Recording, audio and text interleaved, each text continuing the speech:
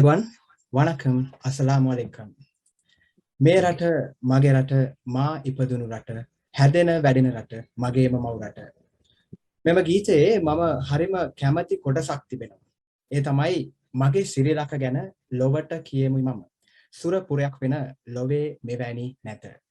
මේ ගීතය අපි කුඩා කාලේ ඇසෙන විට හැඟුණු ඒ සුන්දර හැඟීම අද ඒ විදිහටම නොදැනුණත් අදටත් මේ මාතෘ භූමිය සංවර්ධිත රාජ්‍යයක් වනු දකින්නට දිවා රැහැ සිහින දකින ආදරණීය මිනිසුන් මේ මහ පොළොව මත ජීවත් වෙනවා. අනේ ආදරණීය මිනිසුන් වෙනුවෙන් ඒ සොඳුරු දිවයින තනන්නට හැකියාව ඇති දක්ෂ උගත් තරුණ නායකයන්ගේ 2048 වේදිකාවේ තවත් අධ්‍යයනයක් සමගයි ඔබ අද එක්ව සිටින්නේ. ඉතින් නිදහසේ සියවසේ දියුණුවේ නියමුවන්ගේ 2048 තරුණ වේදිකාව මෙසේ ඔබ හමුවේ දිගහරනු ලබනවා. சஜீஷ் நவன். நன்றி பசிந்து. இலங்கையை பொறுத்தவரையிலே பல தலைமுறைகளாக இலங்கை ஒரு வளர்ச்சி அடைந்து வரக்கூடிய ஒரு நாடு என்ற ஒரு பின்னணியிலே தான் பார்க்கப்பட்டு வரக்கூடிய ஒரு நாடு. எங்களுடைய தேசிய கீதத்திலேயே சொல்லி இருப்பது போல ஞாலம் புகழ வள வயல் நதி மலை மலர் நறுஞ்சோலைகள் லங்கா என்று சொல்லி நாங்கள் பாடிக்கொண்டிருக்கிறோம். எங்களுடைய நாட்டில் இருக்கக்கூடிய வளங்கள் மிக சிறப்பானவை, எங்களை தன்னிறைவாக்கக்கூடிய வசதி படைத்தவையாக காணப்படுகின்றன. ஆனால் இருந்த போதும் கூட எங்களை சரியான முறையிலே பரிபாலித்துக் கொள்ள முடியாத நிலைமையில் இருக்கிறோம். அதை தாண்டி நாங்கள் ஒரு வளர்ந்த நாடாக 2048 ஆண்டுக்குள் ஒரு வளர்ச்சியடைந்த நாடாக மாற வேண்டுமாக இருந்தால் அதற்கான பாதையிலே சரியாக செல்ல வேண்டிய ஒரு தேவை இருக்கிறது. அந்த வகையிலே இளைஞர்களாக நாம் அனைவரும் இணைந்து 2048 ஆண்டு இந்த சுதந்திர நூற்றாண்டுக்குள்ளே எங்களை எப்படி மாற்றிக்கொள்ள போகிறோம் என்பதுதான் இந்த கூட்டத்தினுடைய மிக முக்கியமான ஒரு துணைப்பொருளாக இருக்கிறது. ஆகவே அதற்காக நாம் அனைவரும் எங்களுடைய ஜனாதிபதியுடன் இணைந்து ஆலோசிக்க இருக்கிறோம். ஆகவே இந்த நிகழ்வுக்கு உங்கள் அனைவரையும் வருக என்று வரவேற்கிறோம். Thank you, Sajesh. There's a quote of Helen Keller saying, "Optimism is a faith that leads to achievement. Nothing can be done without hope and confidence." Today, we are glad to have a leader with confidence and a proper vision to lead our country in the right direction. All of us know this road can be a bumpy road, but at least we know it will definitely lead us somewhere better.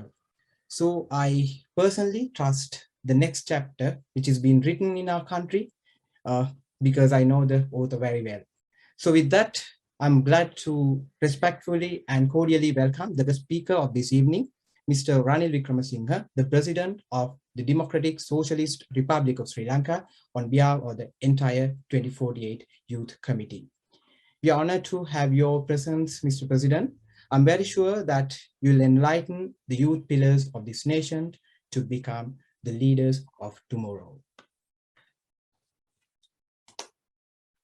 ජනාධිපතිතුමනි, මම මෙන්න මේ ආකාරයෙන් මේ කතාබහට ආරම්භයක් ලබා දෙන්නට කැමතියි. අපි මේ කතාබහ සූදානම් කරලා තිබුණේ විශේෂයෙන්ම ජේ.ආර්. ජයවර්ධන ජනාධිපතිතුමන්ගේ ජන්මදිනය නිමිත්තෙන් එදිනට අපි මේ තරුණ කතාබහ සූදානම් කරලා තිබුණත් ඔබතුමන්ට ඒ දිනේදී විදේශ සංචාරයන්ට එක්වීමට තිබුණ නිසා අපිට ඒ දිනේදී ඒ කතාබහ ඒ ආකාරයෙන් කරන්න සිදුුන්නේ නැහැ. ඒක නිසා අපි අද මේ කතාබහ පවත්වන නිසා මම ප්‍රකාශ කරන්නට කැමති, මම ආරම්භයක් දෙන්නට කැමති ජේ.ආර්. ජයවර්ධන ජනාධිපතිතුමනුත් ආශ්‍රය කරගනිමින් මෙන්න මේ ප්‍රශ්නය අහන්න. දැන් අපි මේ කතාබහ ආරම්භ කරේ මීට වසරකට පමණ පෙරට මගේ මතකයේ දිව යනවා ජේ.ආර්. ජයවර්ධන ජනාධිපතිතුමන්ගේ ජන්මදිනය නිමිත්තෙන්. එදත් ඔබතුමන් කිව්වේ මේ රට ඉදිරියට ගෙන යන්න නම් මේ රටේ තරුණයන්ට ඒ සඳහා අවස්ථාව ලබා දිය යුතුයි කියලා. ඒ අවස්ථාවේදී ඔබතුමන් පාර්ලිමේන්තුවේ සිටියෙත් නැහැ. ඉන් අනතුරුව ඔබතුමන් පාර්ලිමේන්තු මන්ත්‍රීවරයෙක් විදිහට පත් වුණාට පස්සේ අපි මේ කතාබහ දිගින් දිගටම අරගෙන ගියා. ඔබතුමන් අග්‍රාමාත්‍යවරයා වුණාට පස්සේ ඔබතුමන් ඇසුවා අපි මේ කතාබහ තවදුරටත් තරුණයන් සමග ඉදිරියට රැගෙන යා යුතුයි නේද කියලා. අද ඔබතුමන් ජනාධිපතිවරයා බවට පත් වෙලත් මේ කතාබහ අපි ඉදිරියට ගෙන යන්නට හැකියාව ලැබිලා තියෙනවා. මේ අවුරුද්දක කාල සීමාව තුළ බොහෝ දේවල් වෙනස් වෙලා තියෙනවා. මෙන්න මේ ප්‍රශ්නේ මේ කතාබහට ආරම්භයක් ලබා දෙන්නට මම කැමතියි ජනාධිපතිතුමනි. දැන් 1977 වර්ෂයේ ජේ.ආර්. ජයවර්ධන ජනාධිපතිතුමන් විසින් ඔබතුමන්ව තරුණ නායකයෙක් විදිහට හඳුන්වා දුන් නිසා අද මේ රට දැඩි ආර්ථික අර්බුදයකට පත් වෙලා තියෙන මේ මොහොතේ රට ඉදිරියට ගෙන යන්නට ඒ නායකත්වය එතුමන්ට එදා බිහි කරන්නට පුළුවන් වුණා. දැන් ඔබතුමන්ගේ දක්මක් තියෙනවා 2048 වර්ෂය වෙන විට මේ ශ්‍රී ලංකාව සංවර්ධිත රාජ්‍යයක් ගෙන යන බවට. ඉතින් අන්න ඒ 2048 වර්ෂය වන විට මේ රට ඒ සංවර්ධිත රාජ්‍ය කරා ගෙන යන තරුණ නියමුවන් තැනීම ඔබතුමන් ආරම්භ කරලාද තියෙන්නේ? ඒ සඳහා ඔබතුමන්ගේ ක්‍රියාමාර්ග කුමක්ද? දැන් පළමුවෙන්ම ක්‍රියා කරන්නේ ඇත්ත වශයෙන්ම අපේ රට ඉදිරියට ගෙනියන්න පුළුවන් තත්ත්වයක් ඇති කරන්න. පසින්දු මම බාරගත්තද්දී මේ රටේ ආර්ථිකය සම්පූර්ණයෙන් කැඩිලා තිබුණේ. අපි බංකොලොත් ආර්ථිකයක් දැනට. එතනින් අපි ගොඩ එන්නේ නැත්නම් අපිට අනාගතයක් නැහැ.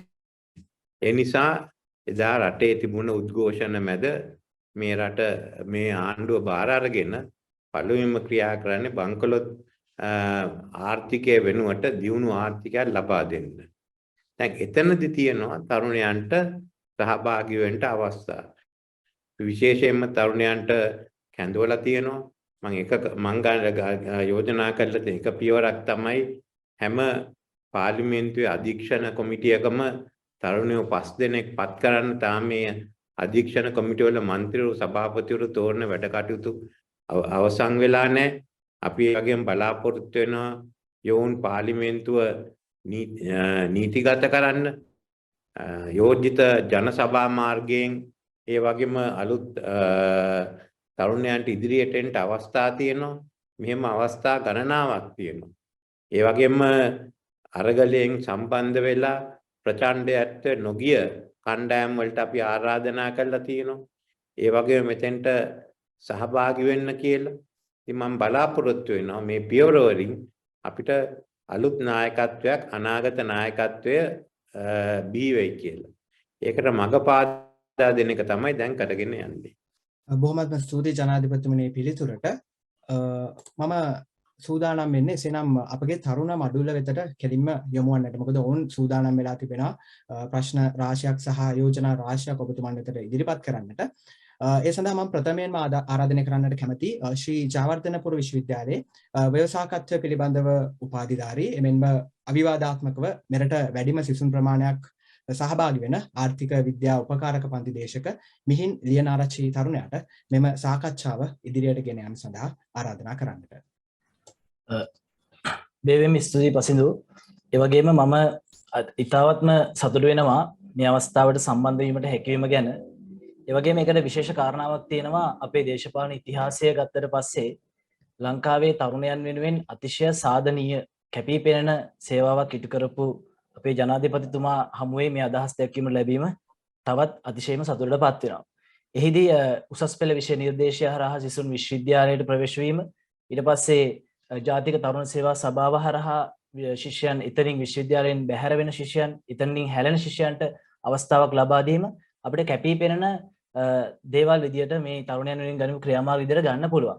ඉතින් එහිදී මම අපේ ජනාධිපතිතුමාගෙන් ටවිට යොමු කරන්න කැමති අපේ රට ගත්තට පස්සේ භූමිය, ශ්‍රමය සහ ප්‍රාග්ධනය විශේෂයෙන්ම ස්වාභාවික ප්‍රාග්ධනය බහුලව තියෙන ශාස්ත්‍රීය රටක්.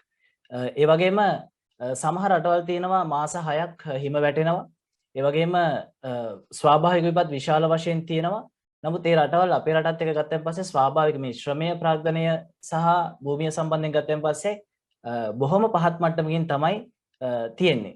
නමුත් ඒ රටවල් සංවර්ධිත රටවල් බවට පත් වෙලා තියෙනවා. ඉතින් මම දකිනවා නිෂ්පාදන සාධක අතුරින් භූමිය ශ්‍රමයේ ප්‍රාග්ධනය අපි අතරේ හොඳට තිබුණට ව්‍යවසායකින්ගේ හිඟයක් අපේ රට තුල තියෙනවා කියලා. ඒ වගේම මේ තත්ත්වය නිසා වර්තමානයේ රට මේ පත් වෙලා තියෙන තත්ත්වය නිසා තවත් එම තත්ත්වය උග්‍ර වෙලා තියෙනවා. ඒ අතුරින් රැකියා ප්‍රශ්නය, ඒ වගේම විදේශ විනිමය ගැටලුව සහ තරුණයන් විදේශගත වීම මම හිතන්නේ ප්‍රධාන ගැටලුවක් විදිහට මම දකිනවා. ඉතින් මම කැමති අපේ ජනාධිපතිතුමාගෙන් දැනගන්න මේ තරුණයන් ව්‍යවසායකත්වය සඳහා යොමු කිරීම 2048 අපේ රට සංවර්ධිත රාජ්‍ය බවට පත් කිරීමට බෙහෙවින්ම උපකාරී වන දෙයක් විදියට අපි විශ්වාස කරනවා. ඒතකොට ඒ සඳහා අපේ ජනාධිපතිතුමා තුල තියෙන දැක්ම කොහොමද අපේ තරුණයන් මේ ව්‍යවසායකත්වය සම්බන්ධයෙන් ඉස්සරහට ගේන්න කියලා මම දැනගන්න කැමතියි මූලික වශයෙන්ම. ඒ වගේම අදහසක් විදියට දක්වන්න කැමතියි ශ්‍රී ජයවර්ධන විශ්වවිද්‍යාලයේ ව්‍යවසායකත්ව අධ්‍යනාංශයේ ආදි විද්‍යාර්ථීන්ගේ සංගමය මම හිතන්නේ ළමයි 2000ක් විතර ඉන්නවා ව්‍යවසායකත්වය සම්බන්ධයෙන් ප්‍රාමාණික දැනුමක් තියෙන. මෙතනදී අපි හඳුනාගෙන තියෙනවා ආයතනික සහ ප්‍රතිපත්තිමය වශයෙන් රජයෙන් ලොකු සහයෝගයක් ආණ්ඩුවෙන් ලොකු සහයෝගයක් අපිට ලැබෙනවා නම් මේ ලංකාවට ආදරය කරන ලංකාව දියුණු රටක් බවට පරිවර්තනය කරන්න බලාගෙන ඉන්න මේ පාරට බහැල උද්ඝෝෂණ කරන්නේ නැති රැකියා ඉල්ලලා මේ ආණ්ඩුවට හිස්රදයක් වෙන්නේ නැති පිරිසක් බලාගෙන ඉන්නවා ව්‍යවසායකින් විදියට තමන්ගේ රටට සේවය කරන්න රැකියා නිර්මාණය කරලා දෙන්න. ඔවුන් වෙනුවෙන් ලබා දෙන්න බලාපොරොත්තු වන අවස්ථාවන් මොනවද? ඒ සඳහා යෝජනා කරන අදහස් සම්බන්ධයෙන් රජයේ ආණ්ඩුවෙන් ලබා දීමට බලාපොරොත්තු වෙන සහයෝගය කුමක්ද කියලා අධිකරු ජනාධිපතිතුමාගෙන් මම දැනගන්න කැමතියි. ව්‍යවසායකයන් බිහි වෙන්න පටන් ගත්තේ 1977 විවෘත ආර්ථිකය ආරම්භ කරන් පස්සේ. ඉස්සර බ්‍රිතාන්‍ය කාලේ මේව ආරම්භ කරද්දී 19 වෙනි සතවර්ෂයේ 20 වෙනි සතවර්ෂයේ මුල් භාගයේදී විශේෂයෙන්ම ව්‍යවසායකයන් බිහි වුණා. නමුත් අපි විශේෂයෙන්ම පාලන ආර්ථිකයට ගියද්දී 1960න් පස්සේ රජයේ ආර්ථිකය වැඩි වෙන්න රජයේ ආර්ථික පාලනය දරුණු වෙන්න ව්‍යවසායකයන් කණ්ඩායම අඩු වුණා. දැන් අපිට ඇත්ත වශයෙන්ම ව්‍යවසායකයන් විශාල සංඛ්‍යාවක් 77න් පස්සේ ඇති වෙලා තියෙන විවෘත ආර්ථිකය නිසා ඉදිරියට යන්න. මෙතනින් අපි මදි 77 දී අපි ආසියාවේ ඇත්ත වශයෙන්ම ඉතා තරඟකාරී ආර්ථිකයක් ඇති කරේ. අද අපිට තරඟකාරී ආර්ථිකයක් නැහැ. මොකද ඒ කාලේ අනුව 77 ඉඳන් අද වෙනකන් ඒ තිබුණ විපර්යාසයට අපි ඒකට එකතු වුණේ නැහැ. බොහෝ දුරට මේ වැඩ කටයුතු අපි නැවැත්තුවා. එක උදාහරණයක් තමයි මම කිව්වාට තිරුකුණාමලේ තෙල් ටැංකි අපි දෙන්න කියලා කිව්වැද්දි දැන් අවුරුදු 15ක් 20ක් ඒක නැවැත්තුවා. අද මොකද්ද අපේ තියෙන තත්ත්වය? LIOC සමාගම ආවහම තරඟකාරීව ඉන්ධන ලබලා දෙන්න ඒක නැවැත්තුවා. අද LIOC එක නොතිබුණා නම් මේ සහනයවත් අපිට ලැබෙන්නේ නැහැ. මේ උදාහරණ දෙකක්.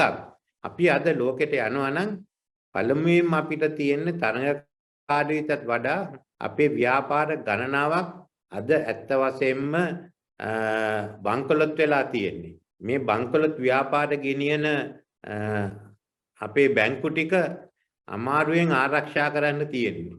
ඉතින් පළමුවෙන්ම තියෙන්නේ අපේ බැංකු ශක්තිමත් කිරීම.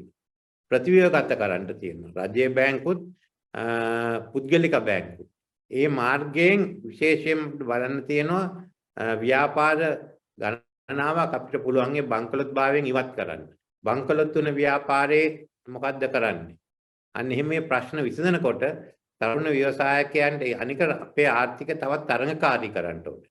අපනයනේ දිශා යොදවන්න ඕනේ. මේ හැම එකෙම තරුණ ව්‍යවසායකයන්ට අවස්ථා තියෙනවා. සමහරවිට බංකොලොත් ව්‍යාපාරයක් අරගෙන නගා සිටවන්න තරුණ ව්‍යවසායකයෙකුට පුළුවන්. එතනදී තමයි වැඩ කටයුතු කරන්නේ. දැන් මේකේ ප්‍රධාන කාර්යය තියෙන තරුණ ව්‍යවසායකයන්ටත් කොහොමද බැංකු ණය ලබලා දෙන්නේ? ඉතින් බැංකු ප්‍රතිව්‍යුහගත කිරීම සිදු වෙන්න ඕනේ. මෙහෙම අවස්ථාවකදී ඉදිරියට යන්න. මට පේන්නේ අපි මේ පළමුවෙන්ම විදේශ ආයෝජන ලබා ගන්න අපේ නීති රීති තවත් ලිහිල් කරනවා නම් ඒ විදේශ ආයෝජනයේ උඩ තවත් එනවා විශාල ව්‍යාපාර වලට අවස්ථා හම්බෙන්න.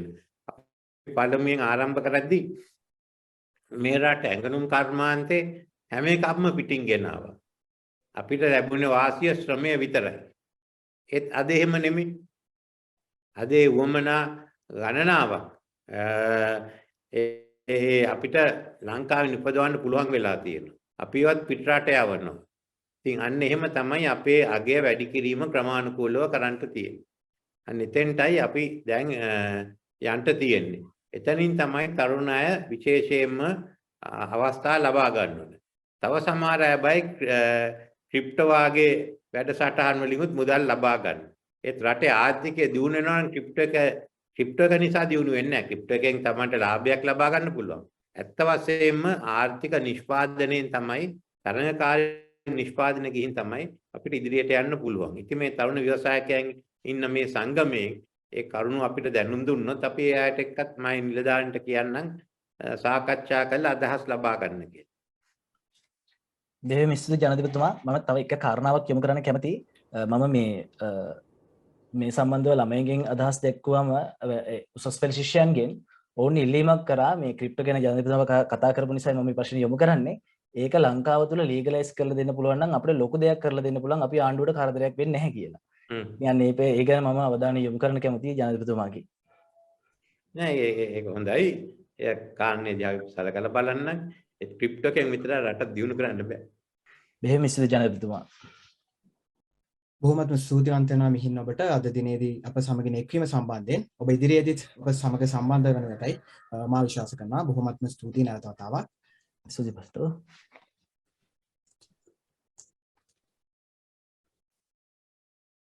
Next, I'd like to move on to our next panelist. She is 𝐼𝐤 𝐖𝐢𝐜. Hiruni is currently working as a strategic writer at 𝐑𝐚𝐧𝐢𝐥 Institute and also at Ministry of Foreign Affairs. She also holds a Bachelor of Arts degree in International Relations from University of Kelaniya. Hiruni, I would now like to invite you to continue the discussion with the President. Or do you, Hiruni? Hiruni, it's your turn. Thank you very much, Pasidu, for the nice introduction. I'm sorry, there's a signal dropping here. First of all, congratulations, Honorable President, sir, for your new appointment as President of Democratic Socialist Republic of Sri Lanka. So moving on to my question, when we trace back to 1978, as we all know, late Honorable President 𝐸 we still remembered by Sri Lanka even after several decades of his presidency, because he is one of the iconic politician who has changed many sectors in this splendid island. So, and he has introduced the National Youth Services Council. We all know that there was a youth unrest at that decade, like today. So he has introduced and he has uplifted many leadership skills for youth and gave many opportunities for youth development. So, and we all know that you was appointed as the youngest minister in Ministry of Youth Affairs, sir. And my question is, we all know that due to the modern technological advancement, nowadays youth generation is much more, their knowledge power is very high, sir. So the literacy rate is very high, sir. And their thinking pattern is different from the earlier states, sir. So my question is, what is your message onto today's younger generation? So any specific action plan to get their contribution to the development of the country? Because we all know that late Honorable President 𝐸 has empowered them and get their contribution and development to the get their thinking capacity and contribution to straightly to the development of the country. So any specific action plan from your government, from you, sir, to get their contribution to the development of the country? What's your opinion on that, sir? Why should I get their contribution to the development of the country? Why are they waiting to be invited? Yes. We were never invited. We grabbed the opportunities that came. As the inheritors of the future, they shouldn't wait for invitations. I think they should come in and grab the opportunities and go ahead. Whether you are going to do business, whether you are going to do politics, or in the social sector, don't wait for others to call you. They may never call you, and the opportunity may pass by. Go in and take it up. Thank you, Mr. President. Thank you, sir. So, හැමදාම ඉංග්‍රීසියෙන් අහන නිසා සිංහලෙන් ප්‍රශ්නයක් අහන්න ඕනි කියලා හිතුණා. මම හිතන මගේ 6 වෙනි වෙබින එක වෙනත සර්ත් එක මේ කරන. ඉතින් සිංහලෙන් අහන ප්‍රශ්නේ වෙන්නේ සර්. ඇත්තට මම කලින් කිව්වා වගේ 𝐸 ජනාධිපති ධූරය කියලා කියන්නේ ඇත්තටම සංදිස්ථානයක් සනිටුහන් කරන කාලවකවානුවක්. ඇත්තටම ශ්‍රී ලංකාවට විශාල ප්‍රතිලාභ ලැසක් හිමි කර දුන්නු ලංකාවේ හැරුම් ලක්ෂයක් ගෙනාපු කාලවකවානුවක් කිව්වොත් නිවැරදි. ඉතින් ඒ කාලවකවානුව තුළ තමයි සංවෘතර කලින් කිව්වා වගේ සංවෘත ආර්ථිකයේ විවෘතාර්ථිකය කිරීමත් විශේෂයෙන්ම බටහිර සහ ආසියානු විදේශ ප්‍රතිපත්තිය ජාත්‍යන්තර සම්බන්ධතාවයන් ගැන කතා කරද්දී මූලික වශයෙන්ම තැන දුන්නු කාලවකවානුව. මගේ ප්‍රශ්නය වෙන්නේ සර් ඇත්තම සර් වාසනාවන්තයි සර් ඒ කාලවකවානුව තුළ ලාබාලම මන්ත්‍රී ධූරය හොබවන්න හැකියාව ලැබුණා. ඒ පළපුරුද්දත් එක්ක සර් කොහොමද හිතන්නේ මොකද ඒ 1978 කාලවකවානුව තුල තිබ්බ ආර්ථික පරිහානිය සර් අද සරස ගත්තු අභියෝග හා සමානවම තමයි ජයවර්ධන ජනාධිපතිතුමාත් ඒ අභියෝග කරට ගත්තේ බයක් නැතුව. ඉතින් සර් වගේම සර් මුණ දුන්නු අභියෝග රැසකටත් එතුමාත් මුණ දුන්නා.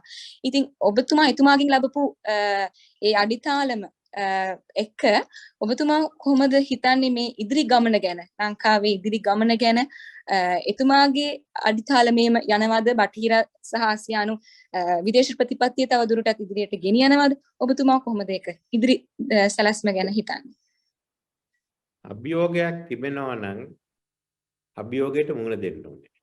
ඒකෙන් පැනලා යන්න බෑ. ලංකාවට දෙන ලොකුම අභියෝගය තමයි මේ 7 වර්ෂයේ අපි කොහොමද නවීකරණ වෙලා යුද්ධයෙන් පස්සේ ඉදිරියට යන්නේ. අපි ඒකට මුහුණ දුන්නේ නැහැ. යුද්ධ කාලෙත් අපි දුන්නේ යුද්ධයෙන් පස්සේ දුන්නේ නැහැ. හරි කියමුකෝ යුද්ධ කාලය නිසා මිනිස්සු අකමැති වුණා කියලා මෙයා මාරු කරන්නේ. යුද්ධයෙන් පස්සෙත් අපි හිටියේ පරණ ලෝකයක ඉන්න පුළුවන්ද කියලා. ඒ ලෝකේ දැන් සම්පූර්ණයෙන්ම කඩා වැටිලා තියෙන්නේ. මොකද ණයබාරක් අරගෙන ඉදිරියට යන්න බෑ. ඒක ලංකාව විතරක් නෙමෙයි දැන් බලන්න දියුණු ලෝකෙ තිබුණේ එක්සත් රාජධානියේ ණයබාර ගන්නවා කියලා බ්‍රිතාන්‍ය පවුම කඩා වැටෙන ඩොලර් එකේ තත්ත්වෙට. ඉතින් අපි මේවා ගැන දැනගෙන තමයි ක්‍රියා කරන්න තියෙන්නේ. අපි මේවෙන් හැංගිලා සිහින ලෝකෙ හිටියේ. ඉතින් ඒ සිහින ලෝකෙන් පිට එන එක තමයි පළවෙනි කාරණේ. ඒක මම ජයවර්ධන ජනාධිපතිතුමා වාගේම වෙනත් බොහෝ දෙනෙක්ගෙන් ඉගෙන ගත්තා. ජයවර්ධන මහත්මයා ආරම්භ කරේ විවෘත ආර්ථිකයක් ඇති කරන එක. අපිට වඩා පාලන ආර්ථිකයක් තිබුණා චීනෙයි, ඉන්දියාවෙයි, වියට්නාමෙයි. අද බලන්න චීනේ. එදා චීනේ ඉන්දියාවටත් වඩා දුප්පත්. ඒක පුද්ගලික ආදායම ගන්නවා. ඒ චීනේ විවෘත කරගෙන ඉදිරියට ගියා. ඒ කොමියුනිස්ට් රටක්. අනික ආදි ඉන්දියාවේ තිබුණේ සමාජවාදය. ඉන්දියාවත් දැන් ඒ සංවර්ධනය කරගෙන යනවා. ඒ වගේම ඉදිරියට යනවා බය නැතුව. අද බලන්න මේ තියෙන දියුණුව. ඒ වගේම වියට්නාමේ කියන්නේ යුද්ධයෙන් පස්සේ නැති වුණේ රට. ඒ අයට පුළුවන් වුණේ යුද්ධයෙන් පස්සේ කොහොමද මේ අලුත් තත්ත්වයට එන්න. අපිට යුද්ධය ඉවරුනේ 2009. අපි 2019 ආණ්ඩු කරනකොටත් මිනිස්සු විරුද්ධයි එතෙන්ට යන්නේ. ඉතින් දැන් මේක සම්පූර්ණයෙන් කඩා වැටුණා. 2019 දුන්න බදු ප්‍රතිපත්ති නිසා ඊට පස්සේ ගත්ත පියවර නිසා මේක සම්පූර්ණයෙන් කඩා වැටුණා. දැන් කවුද ඒකට දුක් විඳින්නේ? විශේෂයෙන් මේ තරුණ පරපුර. සමහර අය අපිට අනාගතයක් නැහැ කියලා රට අත්හැරලා යනවා. අනික් අය මෙතන ඉන්නවා අපි මෙතනින් අනාගතයක් හදන්න ඕනේ කියලා. ඉතින් මේ අභියෝගයක් බාරගත්තා. එතනින් ඉදිරියට යන එක තමන්ගේ වැඩ කටයුත්ත. ඒක තමයි ඉතින් ජයවර්ධන මහත්මයාගෙන්වත් අනික් නායකයින් ඉගෙන ගන්න තියෙන්නේ. බොහොම ස්තුතියි අතුකර ජනාධිපතිතුමනි. පසින්දු ඔබ වෙත දැන්. Thank you, Hirani, for taking part in the youth panel today. I'd like to have your presence as a panelist in our future events as well. Thank you once again. I will. මම මීළඟට යොමු වෙන්නට කැමති අපගේ තවත් තරුණ සමාජිකයෙක් වෙතට ආහාර තාක්ෂණ වේදේ පිළිබඳව සිය උපාධිය හදාරා ඇති. එසේම නව තාක්ෂණය ඔස්සේ සිදු කරන කෘෂි කර්මාන්තය පිළිබඳව පුළුල් දැනුමක් හා අත්දැකීමක් ඇති තරුණ කෘෂිවේදී රවිදු සංචන තරුණයා වෙතට මම ආරාධනා කරන්නට කැමතියි මෙම සාකච්ඡාව ඉදිරියට ගෙන යන ලෙසට. ස්තුතියි පසින්දු. ඒ වගේම සුබ සන්ධ්‍යාවක් ආයුබෝවන් ජනාධිපතිතුමනි. ඒ වගේම ඔබතුමාට සුබ පැතුම් මේ ශ්‍රී ලංකාවේ ජනාධිපතිතුරයට පත්වීම සහ මම විශේෂ ස්තුතිවන්ත වෙනවා ඔබතුමා මේ වැඩසටහන දිගින් දිගටම පවත්වාගෙන යාම සම්බන්ධයෙන් අපේ අදහස් අපේ ප්‍රශ්න වලට අහුම්කම් දෙන ඒ වැඩසටහන දිගින් දිගටම පවත්වාගෙන යාම සම්බන්ධයෙන් මගේ පළවෙනි ප්‍රශ්නය අපි ඉතිහාසයේ අපේ මේ මෑත ඉතිහාසයේ අපි මුණ දෙන ඉතාම තීරණාත්මක මහකන්නේ අපි පටන් අරගෙනයි තියෙන්නේ අපි මේ වෙලාවේ. ඒ සඳහා බීම් සැකසෙමින් තියෙනවා. මේ සම්බන්ධයෙන් දැන් තවමත් පොහොර ප්‍රශ්නය පිළිබඳව 100%ක සුදුමක් ලැබිලා නැහැ. යම් තැනක තාම පොහොර සම්බන්ධයෙන් විශාල කතිකාවක් ඇති වෙලා තිබෙනවා මේ කන්නේ වැඩකට කිරීම සඳහා. වගේම ජාතික ඉලක්ක මම ඔබතුමාට විශේෂයෙන් යෝජනාවක් විදිහට යොමු කරනවා 2023 වර්ෂයේ හැකිනම් ජාතික ආහාර සුරක්ෂිතතා වර්ෂය ලෙස නම් කරලා විශේෂ වැඩසටහනක් ආරම්භ කරන්න කියලා මම ඔබතුමාගෙන් විශේෂයෙන් දැනගන්න කැමතියි. ඔබතුමාගේ මේ රජයේ යටතේ මොකද්ද විශේෂ කෘෂිකාර්මික ආහාර සුරක්ෂිතභාවය වෙනුවෙන් ගෙනියනු ලබන ප්‍රතිපත්තිය සහ ඉලක්ක කෙසේද කියලා ඒ වගේම මම යෝජනා කරනවා මේ හැකිනම් දැන් ආණ්ඩු මාරු වෙනකොට අපි දන්නවා මේ දැනට තියෙන ආහාර අර්බුදයට ඍජුවම දේශපාලනික තීන්දුවක් හේතු වුණා කියන කාරණාව මේ තත්ත්වෙන් මිදෙන්න ජාතික කෘෂිකාර්මික ප්‍රතිපත්තියක් ඉලක්කගත වැඩසටහනක අවශ්‍යතාවය ඉතාම බැරෑරුම්ම තියෙන අවස්ථාවක්. ඒ නිසා ඔබතුමාට ආරාධනා කරනවා හැකිනම් මේ ප්‍රතිපත්තිය සකස් කිරීම සඳහා නායකත්වය ගන්නා ලෙස තරුණ විදියට අපි සූදානම් මේ වෙනුවෙන් දායකත්වය ලබා දෙන්න මේ රටේ විශ්වවිද්‍යාල කෘෂිකර්ම විද්‍යාල පෞද්ගලික සමාගම් සියල්ලම ඒකාරාශී කරගත්ත හොඳ වැඩසටහනක් වෙනුවෙන් අපි දැනටමත් යම්කිසි කෙටුම්පතක් සකස් කරලා තියෙන්නේ. ඒ පිළිබඳව ඉදිරියේදී ඔබතුමාව දැනුවත් කිරීමටත් අපි සූදානම් වෙනවා. මම කැමැති ඔබතුමාගෙන් දැනගන්න ඉදිරි වර්ෂයේ සඳහා අපි කෘෂිකර්ම සැලැස්ම කෙසේ වේද කියලා. අපි දැනට කෘෂිකර්මය ආහාර සුරක්ෂිතභාවය ගැන වැඩසටහනක් සකස් කරමින් යනවා. ඒ සමගම අපි ආරම්භ කරා පළවෙනි ප්‍රශ්න කාරණේ තමයි හැම එක්කෙනාටම පොහොර ලබා දෙන්න. අද අපිට පොහොර ලබා ගන්න ඕනේ ඩොලර් ලැබිලා තියෙනවා. ලෝක බැංකුවෙන්, ආසියානු සංවර්ධන බැංකුවෙන්, FAO සංවිධානයෙන් සමහර රටවල් වලින් ඒ මුදල් ලැබිලා තියෙන නිසා අපිට දැන් විශේෂයෙන්ම මේ පොහොර මිලදීලා ගන්න පුළුවන්. මේ මහ කන්නේට උවමනා පොහොර වලින් පළවෙනි වටය දවස් 14 යොදන් දැන්ට ඒ පොහොර ලංකාවේ තිබෙනවා. ඒවා බෙදා හැරීමේ වැඩසටහන් තියෙන්නේ හැමතැනම කන්න රැස්වීමෙන් පස්සේ තමයි බෙදා හරින්නේ.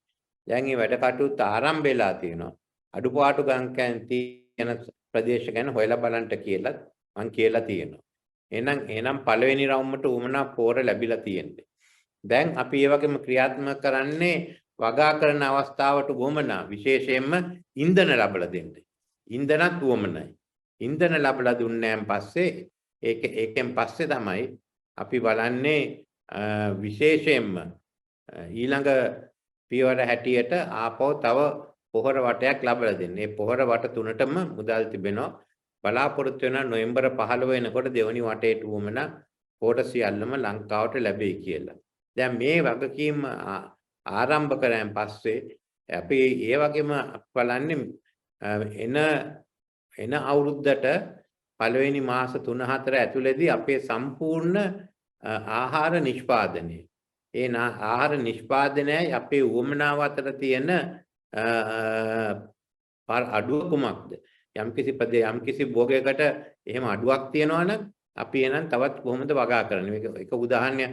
ඇත්ත වශයෙන්ම හාල් පිළිබඳේ ප්‍රශ්නේ නැහැ. විවගාව ගැන ඒ ප්‍රශ්නේ දැන්ට නැහැ.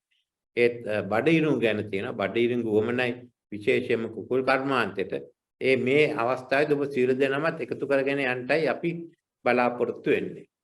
ඔව් සුපි ජනාධිපතිතුමනි ඒ පිළිතුර සම්බන්ධයෙන් මම යෝජනාවක් විදියට කරනවා ඔබට හැකිනම් කෘෂිකර්ම දෙපාර්තමේන්තුව අමාත්‍යාංශය සම්බන්ධ කරගෙන කෘෂිකාර්මික ප්‍රවර්ධන දෙසතියක් සති දෙකක වැඩසටහනක් සංවිධානය කරන්න මම හිතන්නේ අපිට හොඳ දෙයක් ගන්න පුළුවන් රාජ්‍යාංශය සහ පෞද්ගලික අංශය මැදිහත් වෙලා මේ තියෙන කන්නේදී මතුවෙන්න පුළුවන් ගැටලු පිළිබඳව ගොවියන් දැනුවත් කරන ප්‍රවර්ධන දෙසතියක් ලම් කරන්නේ. ඒ වගේම කෘෂි ව්‍යාපාර සඳහා තාරුණ්‍ය ආකර්ෂණය කර ගැනීම සඳහා කෘෂිකර්මාන්තයේ නවීකරණය කිරීම සඳහා විධිමත් වැඩසටහනක් ක්‍රියාත්මක කරන්න. දැන් මේ තරුණයෝ ස්මාර්ට්ෆෝන් පාවිච්චි කරනවා. දැන් තවදුරටත් අපි කෘෂිකර්ම ව්‍යාප්ත සේවය සයිබර් එක්ස්ටෙන්ෂන් වලට ගන්න ඕනි. දැන් YouTube එකේ ගොඩක් බලාගෙන අලුතෙන් කෘෂි ව්‍යාපාර ආරම්භන යුගයක් මේ තියෙන්නේ. අපේ කෘෂි ව්‍යාප්ති අංශය ප්‍රතිව්‍යුහගත කිරීමක් සිදු විය යුතුයි කියන එක, නවීකරණය වීමක් සිදු විය යුතුයි කියන එක මම යෝජනා කරනවා.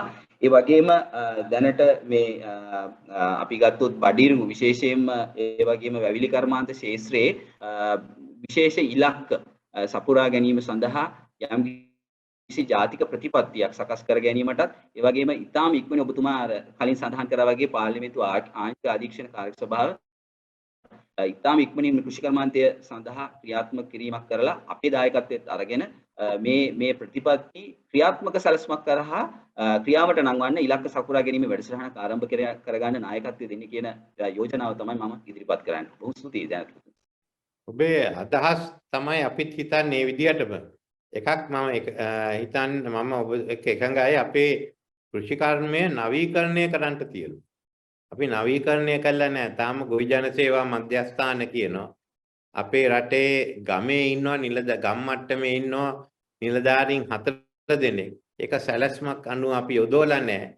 ඉතින් කෘෂිකර්මය නවීකරණය කරන්න විශාල වැඩ කොටසක් කරන්න මම හිතන්නේ දශකයක් යනවා නවීකරණයක් ඇති කරන්න. ඒක කරන්න ඕනේ. සුපී ජනාධිපතිතුමනි නිසකවෙන්ම මම හිතන්නේ ඔබතුමාට වැඩසටහනක් ආරම්භ කිරීමට අපි සුබ පතනවා. ඉතාම ඉක්මනින් මේක පටන් ගන්න යම්කිසි දෙයක් අපේ දායකත්වයත් අරගෙන මම ඉතින් එහෙනම් බාර දෙනවා පසින්දුට වැඩසටහන ගෙනියන්න. බොහොමත්ම ස්තුතියි සංචන. විශේෂයෙන්ම මම මතක් කරන්න ඕනේ රටේ කෘෂි කර්මාන්තය පිළිබඳව නව තාක්ෂණය ඔස්සේ ඉතාමත් ඉහළ අත්දැකීම් සමුදායක් තිබෙනවා මේ තරුණයාට. ඔහු බොහෝ අවස්ථාවන් වලදී මටත් පෞද්ගලිකව දැනුම් දෙනවා මෙන්න මේ දේවල් මෙහෙම වුණා නම් හොඳයි ජනාධිපතිතුමන්ව දැනුවත් කරන්න කියලා.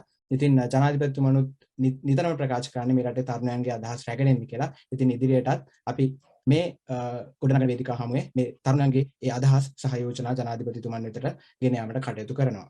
Well, our next panelist is Hashim Ismail. Hashim is a legal graduate and also currently employed in a UK-based conveyancing law firm in Sri Lanka. Hashimi, you could now start the discussion. Thank you, Pasidu. A very good evening, Mr. President. My first question to you would be, Mr. President, now early today, we saw that the State Minister of Finance revealing that certain import controls on a few cosmetic items and some motor spare parts would be relaxed soon. After it was initially announced back in August this year that close to around 1,500 items would be hit with an import ban or rather a restriction due to the current economic crisis and also due to the forex shortages. My question to you would be, Mr. President, what was the reason to reverse this decision within such a short span, and can we expect more relaxations of such import restrictions anytime soon, which I think would make a lot of small to medium scale businessmen delighted as well, Mr. President? The ban is a temporary ban. We are an open market economy. So this type of prohibition must come in only when there is a crisis. We are facing that crisis. As a result, we put thousands of items on the list of import bans, but that is to be revised regularly, also based on the fact whether there is an improvement in our foreign exchange position. In the first round, these are some of the items that have been identified, but in future, as the foreign exchange situation improves, there will be further relaxation on the import ban. Right. Thank you for that. And my second question would be now the National Consumer Price Index, which also analyzes the country's inflation rate, rose to 74% in September last month. So it increased from 70 to 74% compared to August this year, which is still a significant increase in the percentage. While understanding that there are no real quick solutions or fixes for an issue such as this, and considering the current state of the country and the issues that the public is going through, what sort of solutions do you think you and this government can provide for the country for us to overcome this issue as soon as possible, Mr. President? There are no short-term solutions. Yes. But firstly, in regard to inflation, the central bank has informed me that inflation has reached its peak and they expect by end of the year for inflation to reduce. That will have its own consequences and adjustments that can be made as a result of the inflation being reduced. But that alone is not sufficient. We have to restructure our debt. Our major focus now is on restructuring debt and talk with Japan, China, and India. So once you talk with these countries too, once you finish with them, you speak to the other creditors and go before the IMF board. So that's the second one. If that is done, immediately there will be bridging finance available from the multilaterals, followed by bilateral financial assistance. Thirdly is the fact that we have no foreign reserves. So the sale of assets, state enterprise assets, means that we'll be able to have about $3 billion in our reserves, which will strengthen the rupee further. So these are the measures that we are looking at. And the issue that we expect is that by December, the fuel prices will go up due to the present energy crisis in Europe during winter. So we've got to face that. That's one issue that we have. Right. Thank you so much, Mr. President. Pass it over to you, and thanks a lot for this opportunity. Thank you, Hashimi, for being a panelist today. I appreciate your time and efforts that you put in today to make our discussion a productive one. I look forward to meeting with you at the upcoming sessions as well. My first question is regarding the youth parliament system, as you were part of the inauguration youth parliament system, and you were the one who inaugurated the system with the National Youth Services Council. In my period, like during the 4th youth parliamentarian system, it was dragged up to 4 years. Actually, the actual period was about 2 years, and it dragged up to 4 years. And what I saw at the system was that was not too effective to build a strong youth platform, or as we could not use it as a strong platform to become better leaders via the youth parliaments. So are there any plans to restructure the youth parliamentarian system and give better opportunities to youth via that? And now the student criteria is also excluded from the youth parliament system. So are there any plans to recruit students via the system? And are there any possibilities to introduce legal studies to the school criteria, so the student will be more educated regarding the politics and the system towards it? No, our idea is now to incorporate the youth parliament by an act of parliament. But before that, there will be a committee which will get ideas and the representations of people on the youth parliament, consider that, make recommendations to the government, and based on the recommendations, we'll bring the new laws in. So that's the time for you all to discuss how the youth parliament should be restructured. It's good that we need this as a platform, and recognition by law itself is important. So if we have a restructured youth parliament on one side and 5 youth representatives on each of the oversight committees, now we are ahead of many other countries then in regard to youth in government. So we've got to encourage it, and I have no doubt with the Jana Sabhas, a large number of young people will also come up. So again, we are opening up the opportunities for people to express their views. We've asked Mr. 𝐸𝐤 𝐖𝐢𝐜 and others to come up with the draft of the law for the Jana Sabhas. Second one, legal studies, I do not know, because I don't think schools should go into specific areas. And legal studies are not too difficult to start after you do the A-levels. I mean, all of us got into legal studies after A-levels. And we've got along with it. So I don't know if there will be room for legal studies. I think in my view, the syllabus is too heavy already. I mean, I wouldn't mind seeing the syllabus reduced. Thank you so much, Mr. President. And also, as a minority or a Tamil, I feel there's a huge language barrier between the Sinhalese and Tamils in general, because like most of the Tamils couldn't speak or read Sinhalese, and most of the Sinhalese couldn't speak or write Tamil. So that's a huge language barrier in between both the communities.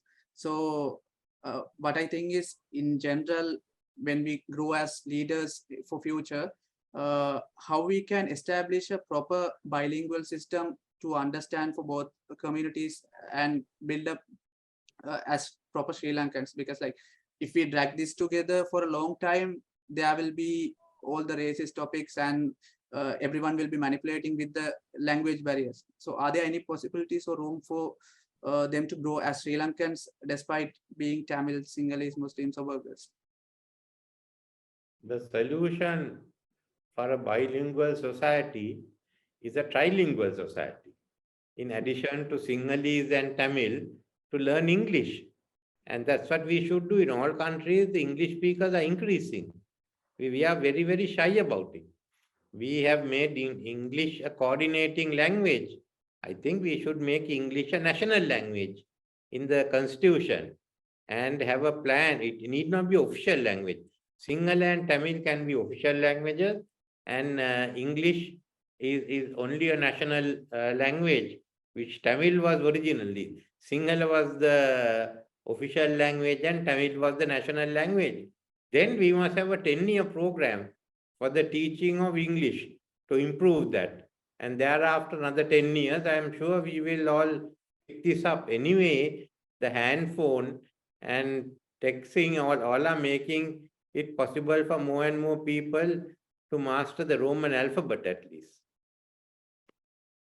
Thank you so much, sir. So just a suggestion, because the standard of the English teachers are variable depending on the schools and districts. So if we can make sure the standards are set, that will be sorted soon. Thank you so much for the opportunity. Thank you, Sajesh. Time of Adisha Lankarge and they are Janadi and Adisha. I would like to invite both of you to continue the discussion. Thank you, Mr. Fasil. Thank you very much. Oh, sorry. I'm so sorry. Yes, Adisha, you go ahead. Apologies. No, it's okay. It's okay. You go. Okay, all right. I'll continue. Thank you, Mr. Fasindu, for my introduction. It is lovely to be acquainted with you all today. Good afternoon, Mr. President. Good afternoon, panelists. Good afternoon, audience. I'd like to start off with congratulating our president with his new appointed position. I'm very excited as to what your role will bring to Sri Lanka. I'm very much excited for it. So to start off with, my questions are directed towards the pharmaceutical industries in Sri Lanka. So understanding that Sri Lanka imports about 85% of its pharmaceutical requirements through the State Pharmaceutical Corporation, and with the lengthy procurement procedures, what is the state doing to support and maintain this cooperation during this ongoing crisis, majorly when it comes to quality control? And secondly, what strategies can the state impose to ensure the quality of drugs issued by the SPC are up to the standard? Well, that's been come up for discussion over and over again. And I think this question of having better standards has really made progress in the country. But the issue really more than standards is the lack of absence that we haven't had the shortage of foreign exchange, which has restricted the amount of drugs to be imported. That is the biggest issue that we are facing today. And we have to find more and more dollars to ensure that we are able to import the drugs that we require. So it's now become an economic problem more than one of quality. Of course, I understand. Moving on as a follow-up question, as we know, drugs in the country are a scarce supply. What is the state doing to maintain and assure that the drug distribution is properly regulated and distributed?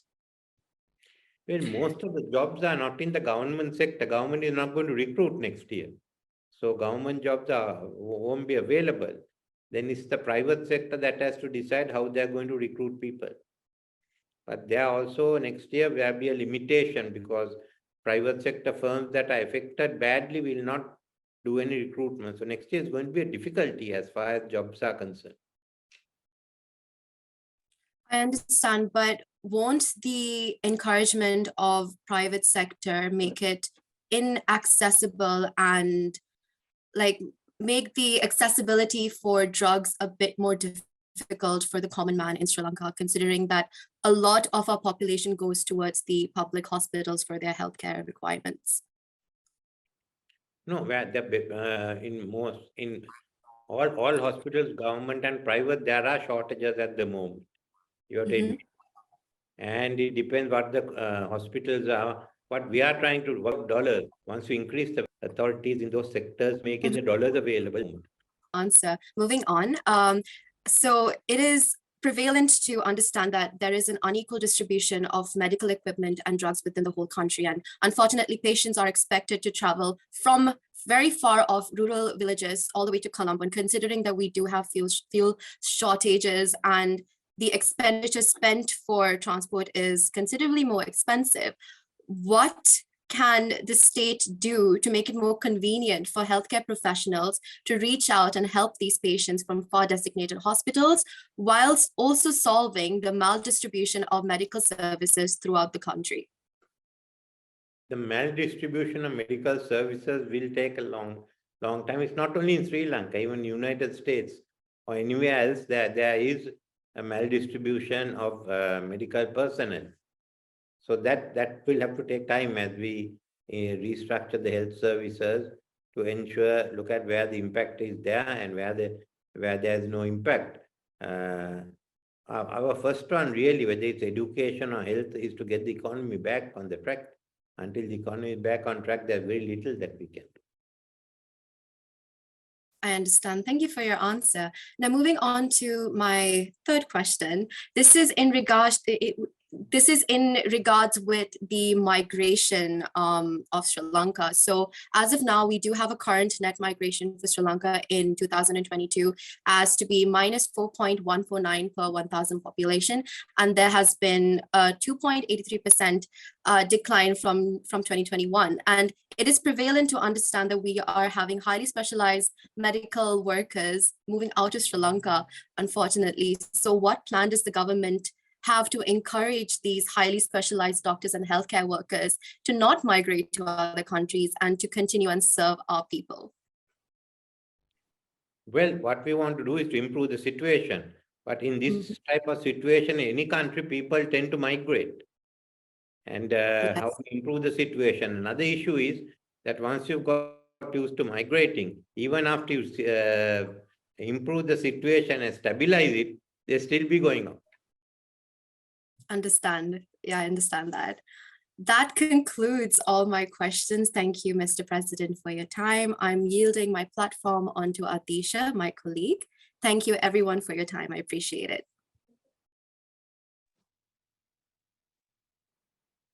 Thank you very much, Janadi, and thank you very much, Brother Pasindhu Gunaratne, for the opportunity.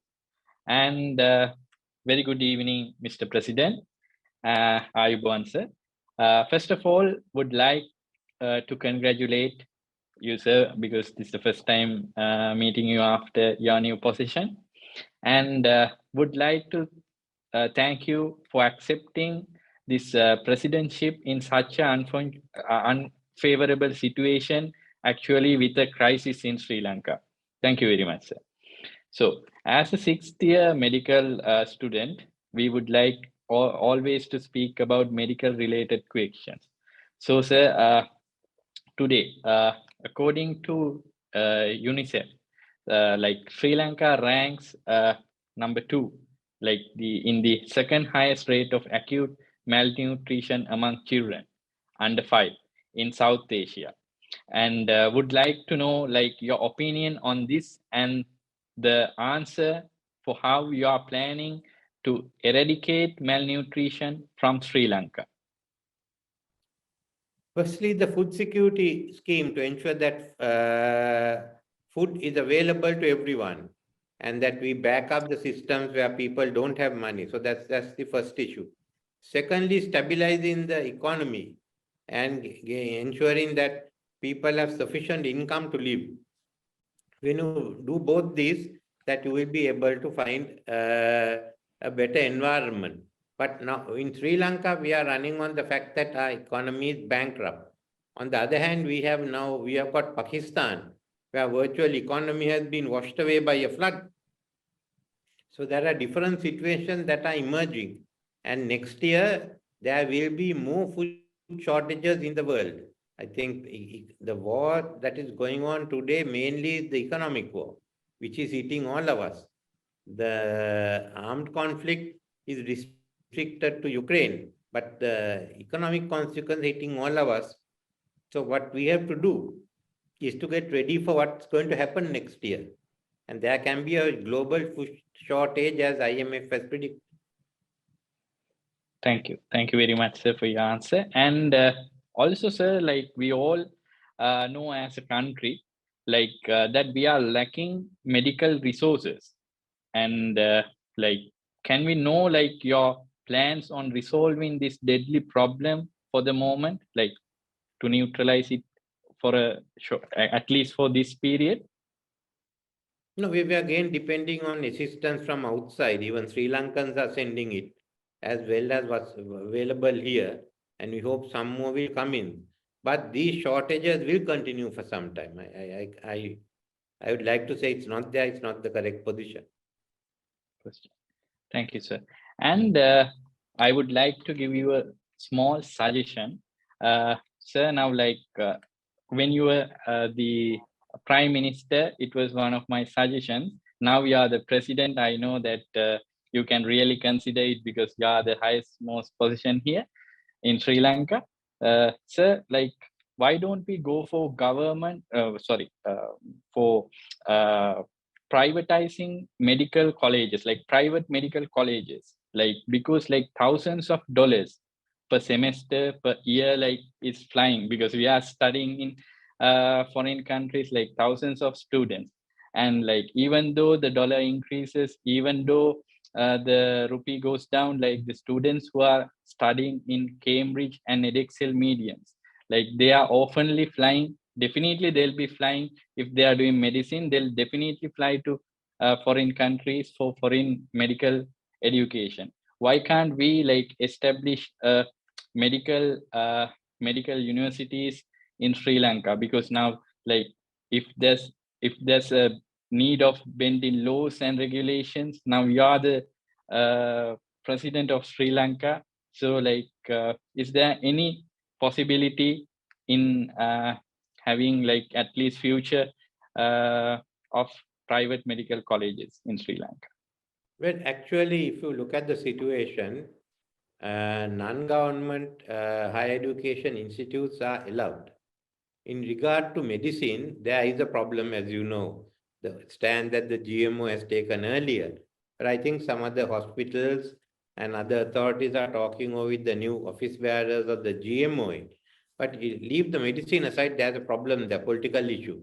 Take the non-medical, how many universities and higher education institutes have come? Yeah, of course. It's a free field. So even if it's available, people haven't started for some reason or other. Yeah, of course. Because I was referring to medicine because like it's one of the biggest problems. Like when we, for example, I am a student from an international school from Lyceum. So like when I come out from Lyceum, like to do medicine, there's no any possible medical institute other than Saitam in 2016. And now this institute is also not there. So like thousands of students are flying from Sri Lanka because of this issue. And many after flying, they are using UK FLAB, USMLE and many other AMC exams to fly out from Sri Lanka. So it is like evaporation of knowledge and money from the country. So I would request if there's any possibility where you could do anything, please do something. Thank you, sir. And according to my point of view, sir, you are a legendary leader and aspiration of late President 𝐑𝐚𝐧𝐢𝐥 𝐖𝐢𝐜.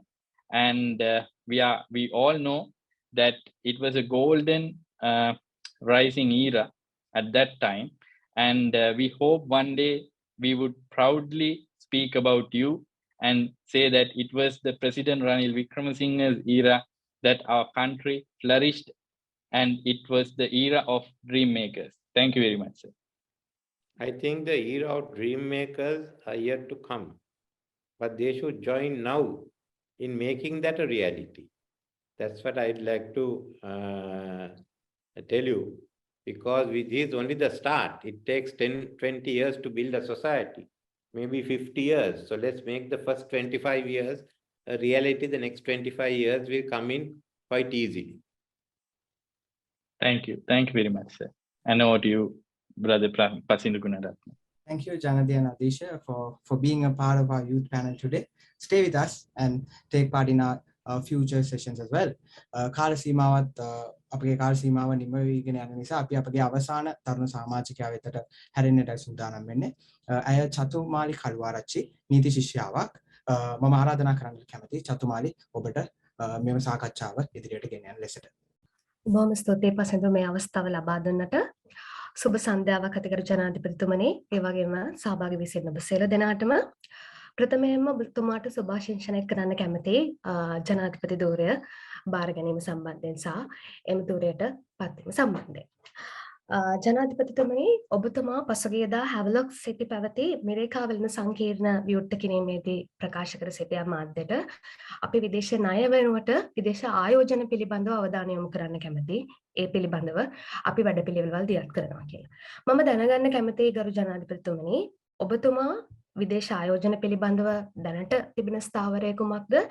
එමෙන්ම ඒ සඳහා තරුණයන්ගේ දායකත්වය ලබා ගැනීමට තිබෙන යෝජනා මොනවාද කියලා ඔබතුමාගෙන් දැනගන්න කැමතියි. නෑ, දැනට අපි ඕනෑම දියුණු රටක් දියුණු වෙලා තියෙන විදේශ ආයෝජනය නිසා, ණය නිසා නෙමෙයි. චීනය දියුණු වෙන්නේ විදේශ ආයෝජනයේ. දේශීය ආයෝජනය නැත්නම් විදේශ ආයෝජනය. විදේශ ආයෝජනයේ වමන. ඉන්දියාව ප්‍රමාද වුණේ නිසා විදේශ ආයෝජනය ලබා ගන්න ඉන්දියාව චීනය ඉන්දියාවට වඩා ඉදිරියට ගියා. වියට්නාමෙත් ඒ වගේ තමයි විදේශ ආයෝජනය ලබාගෙන තියෙන්නේ. අපේ රටවල් වලට විදේශ ආයෝජනය ලබා ගන්න නැතුව ඉදිරියට යන්න බෑ. විදේශ ආයෝජනය ලබා ගන්නටම විදේශ ආයෝජනයෙන් ලංකාවේ අලුත් ව්‍යාපාර ඇති වෙනවා. ලංකාවේ නිෂ්පාදනය වැඩි වෙනවා.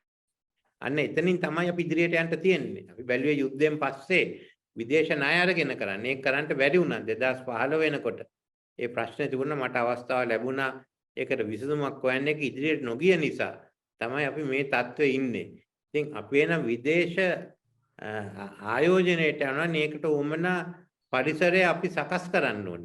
අන්න ඒකයි දැන් කරගෙන යන්නේ. අපි සීමා දානවා නම්, තහංචි දානවා නම්, එන අයට තීරණ දෙන්න අවුරුදු 2-3ක් ගත කරනවා නම් ඒක සිදු වෙන්නේ නැහැ. ඒ නිසා මේ ආණ්ඩුවේ යන්ත්‍රණය අපි කන පිට හරවන්න ඕනේ. ඊළඟ මාස කීපයකදී මේ රට ඉදිරියට ගෙනියන්න. අන්න ඒකයි මම විශේෂයෙන්ම හැවලොක් සිටි මිරේකා ටවර් ගොඩනැගිල්ලේදී මේ ගැන ප්‍රකාශ කළේ. ජනාධිපති, නමුත් මේ අවස්ථාවේදී අපේ තියෙන බොරතෙල් ගැටලුවත් එක්ක අපි මේ වෙනකොට රුසියාව පැත්තට අපි එළඹ වෙලා තිනවා. ඔවුන් සමග සාකච්ඡා මට්ටමින් පවත්වාගෙන යනවා. රූබල් සමග ගනුදෙනුවත් එක්ක අපිට බොරතෙල් දීර්ඝකාලීනව ලබා ගන්නත් ඒ සම්බන්ධයෙන් ණය යෝජනා ක්‍රමයක් පිළිබඳව සාකච්ඡා මට්ටමින් පවතිනවා. ඒ පිළිබඳව ඔබතුමාගේ ස්ථාවරය කුමක්ද? පෙර ප්‍රකාශ කළ ප්‍රකාශයත් සමග වැඩියෙන් බොරතෙල් ලබා ගන්න මැද පෙරදිගින්. ඒක වෙනස් වෙන්නේ නැහැ. අද තියෙන අර්බුදය නිසා රුසියාවත් යෝජනා කළා තියෙන එහෙමුත් ණය පහසුකම් ලබා ගන්න. ඒ ගැන ප්‍රශ්න කීපයක් තිබෙනවා. දැන් මේක තවත් උග්‍ර වෙන්නේ මේ G7 රටවල් වලින් විශේෂයෙන්ම මේ රුසියාවෙන් ඉන්ධන ලබා ගැනීම ගැන යම්කිසි සීමා දාලා තියෙනවා. නවත්තලා නැහැ. මිල ගැන උපරිම මිලක් නම් කළා තියෙනවා. වැඩියෙන්ම කොහොමද අපිට ඉන්ධන එන්නේ මැද පෙරදිගින්. මැද පෙරදිග එන හැම ඉන්ධනම අපි දන්නේ කොහෙන්ද මේවා එන්නේ කියලා. ඒ දැන්ට එන වාර්තා හැටියට ඩුබායි, ඔමාන් මේ ඔනෝ රටවල් ගණනාවක කටා එහෙන් තියෙන තෙල් පිරිපහදු වලට සමහරට ඒ රටවල් වල නිෂ්පාදනය කරන තෙල් පමණක් නෙමෙයි රුසියාවේ ඉලානේ තෙලුත් එකතු වෙනවා කියලා එක වාර්තා තිබෙනවා. කොහොමවත් අපි ක්‍රියා කරන්නේ තාම අර මැද පෙරදිග තෙල් තමයි ඉන්ධන තමයි වැඩියෙන්ම ලබා ගන්න තියෙන්නේ. ජනාධිපතිතුමනි, මගේ ඊළඟ ගැටලුව වෙත යමු කළොත් මේ යුරෝපයේ මේ ඉදිරි දිනවල සීත ඍතුව එළඹෙනවා. ඒ වගේම උන්ටත් අර සඳහන් කළා වගේ බොරතෙල් ගැටලුවක් උද්ගත වෙලා තියෙනවා. මේ තත්ත්වය සමග යුරෝපා රටවල ඉන්න පිරිස් පෙරදිග රටවල් වලට සංචාරය කරන්න බලාපොරොත්තුෙන් ඉන්නවා. ඔවුන්ගේ සංචාර කටයුතු ආරම්භ කරන්න. ඒ සම්බන්ධයෙන් ශ්‍රී ලංකාව මේ පිළිබඳ ඔවුන්ව ඉලක්ක කරගෙන යම්කිසි වැඩසටහනක් යෝජනා කරලා තියෙනවද? ඔවුන්ගේ සංචාරක ආකර්ෂණය ලංකාව විතර යොමු කරගන්න. මොකද මේ වෙලාවේ අපි ලොකු විදේශ සංචිත ගැටලුවක ඉන්නවා. අපිට විදේශ සංචිත ලබා ගන්න නම් සංචාරක ව්‍යාපාරය දියුණු කිරීමේ අවස්ථා තියෙනවා. ඒ පිළිබඳව ඔබතුමාගේ ස්ථාවරය කුමක්ද? අපි වැඩපිළිවෙලක් දියත් කළා තියෙනවද? දැන් ආපහු ඉලක්ක කරගන්න වැඩ පිළිවෙලක් ආරම්භ කළා තියෙනවා මේ අවුරුද්දේ. ඒත් මං හිතන්නේ ඒකේ ප්‍රතිඵල ලැබෙන්නේ එන අවුරුද්දේ. මොකද මේ අවුරුද්දේ යන සමහර අය දැන්ට යුරෝපේ තීරණය අරගෙන ඉවරයි පැහැටද යන්නේ කියලා. අපි බලාපොරොත්තු වෙන්න තියෙන්නේ ඉන්දියාවෙන් එන සංචාරකයින්ට. එන අවුරුද්ද වෙනකොට ඒක මීට වඩා වෙනදෙනවා. බොහොම ස්තුතියි ජනාධිපතිතුමනි. නැවත වතාවක් ඔබ සමග සම්බන්ධ වීමට ලැබීම සම්බන්ධයෙන්.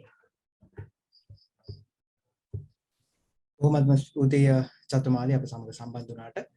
එසේනම් අපේ වැඩසටහනේ අවසාන අදියර කෙරෙහි තමයි මේ ළඟා වෙලා තිබෙන්නේ. මම ජනාධිපතිතුමනි මම මේ ප්‍රශ්න ඔබතුමන්ට යොමු කරන්න කැමතියි. මේ අරගලය හා සම්බන්ධ වෙච්ච ප්‍රශ්නයක්. අපි දැන් අරගලය ගැන කතා කරොත් ජනාධිපතිතුමනි මේ අරගලය ඇතුලේ විවිධ තරුණ කණ්ඩායම් සිටියා. විවිධ තමන්ගේ සැඟවුණු අරමුණු තිබුණු කණ්ඩායම් හිටියා. නමුත් මේ අරගලය ඇතුලේ ඔබතුමන් අනිවාර්යයෙන්ම විශ්වාස කරනවා මේ අරගලය ඇතුලේ ඇත්ත වශයෙන්ම මේ රට යහපත් රටක් කරා ගෙන යන්නට ඇත්ත වශයෙන්ම හදවතින්ම කැපවුණු තරුණ පිරිසක් හිටියා. අන්නේ තරුණ පිරිසට ඔබතුමන් කැමති නැද්ද ආරාධනයක් කරන්නට මේ අවස්ථාවක් කරගන්නට? ඒ ආරාධනේ විවෘතව තියෙනවා. මීට ඉස්සෙල්ලා කළා තියෙනවා. ඒකෙන් ප්‍රයෝජනය ගන්න ඕනේ. අපි ලෑස්ති ඕන වෙලාවක ඒ කණ්ඩායම් එක සාකච්ඡා කරමු. ඒ වගේම අරගලය නිසා නොමග ගිය තරුණයන් ඉන්නවා නම් ඒ අය සමග සාකච්ඡා කරන්නට අපි ලෑස්ති. ඒ දෙකම මොකද මේක මේ අයගේ අනාගතය. මගේ අනාගතය නෙමෙයි. ඉතින් අරගලයට සම්බන්ධ නොවුන අයත් අරගලය නිසා නොමග ගිය අයත් එක සාකච්ඡා කරන්න කැමතියි. අරගලය මුවාවෙන් ප්‍රචණ්ඩ ක්‍රියා කළා තමන්ගේ දේශපාලන බලය අරගත්ත කණ්ඩායම් ගැන ඒ අයට තෝරන්න අවස්ථාවක් තියෙනවා පාපෝචරණයක් කළා අපෝ එන්න මෙතෙන්ට. අපි ඉවත් නවත්තන්න හොඳ නැහැ. ඒක තමයි වටහා ගන්න ඕනේ. අපි කරේ වැරද්දක් රටට හානියක් කරේ කියන එක දාන්න. මේ අවස්ථාවේදී රටේ ආර්ථික තත්ත්වය අමාරු වෙන අප්‍රේල් මාසයේම ඒ විවිධ පියවර ගන්න එක ඉතින් ඕනෑම රටක සිදුවෙන එක. ඒක මුවාවෙන් ප්‍රචණ්ඩත්වය කරනවා නම් ඒක වෙන ඒ දිහා අපිට අලුතෙන් බලන්න තියෙන්නේ. ඒත් ඒකට සම්බන්ධ නොවුන අයත් නොමග ගිය අයත් ලෑස්ති. දැන් මේ ගැන තමන් කරේ වැරදි කාරණයක් කියලා කියන්න ඉන්නේ නැහැ නම් ඒ අයකත් අපි සාකච්ඡා කරමු. මම හිතන්නේ නවත්තලා නැහැ. මම හිතන්නේ ඒ ආරාධනය ජනාධිපතිතුමාගේ ආරාධනයේ සියලුම තරුණ පිරිස් බාරගනී කියලා මම හිතනවා එක් රටක් ලෙස ඉදිරියට යාම සඳහා. ජනාධිපතිතුමනි අපි හැමදාම අහනවා මේ තරුණ පිරිසට ඔබතුමාට ළඟදී පුළුවන් වුණාද මූවි එකක් බලන්න මේ වැඩත් එක්ක පොතක් කියවන්න පුළුවන් වුණාද? පොත් දැන් කියවන්න බෑනේ මම පොත් ටික ගිනි තියලානේ. ඉතින් දැන් වෙන එක මූවි එකක් වෙන මූවිස් බලන්න වැඩක් නැහැ. ජූලි 9 ඉඳන් තියෙන්නේ චිත්‍රපටයක්. අර හරියට Netflix එකේ දුවන එපිසෝඩ් ගණනාවක් එක්ක දියන්නේ. ඉතින් පළවෙනි සීසන් එක තාම අවසන් වෙලවත් නැහැ. බොහොම ස්තුතියි ජනාධිපතිතුමනි. එසේනම් මේ තරුණ හමුව අපි තවදුරටත් ඉදිරියට අරගෙන යමු. සියලුම දේශපාලන අදහස් දරන සියලුම දේශපාලන මතිමතාන්තර දරන තරුණයන් එක වේදිකාවකට ගෙනමු. ජනාධිපතිතුමාගේ දැක්ම 2048 වෙන විට අපි එතකොට තරුණයෝ ඒ දවස වෙන විට මේ රට සංවර්ධිත රාජ්‍යයක් කරා ගෙන යාමට අපිට හැකියාව ලැබේවයි අපි සැවොමෙක් වෙලා ප්‍රාර්ථනා කරමු. එසේනම් මේ නිදහසේ සියවසේ දියුණුවේ නියමුවන් තරණ 2048 වේදිකාවේ දෙවන දිගහැරීම මෙලෙසින් අවසන් වෙනවා. ඔබ සැමට සුබ සන්ධ්‍යාවක්. බොහොමත්ම ස්තුතියි ජනාධිපතිතුමනි.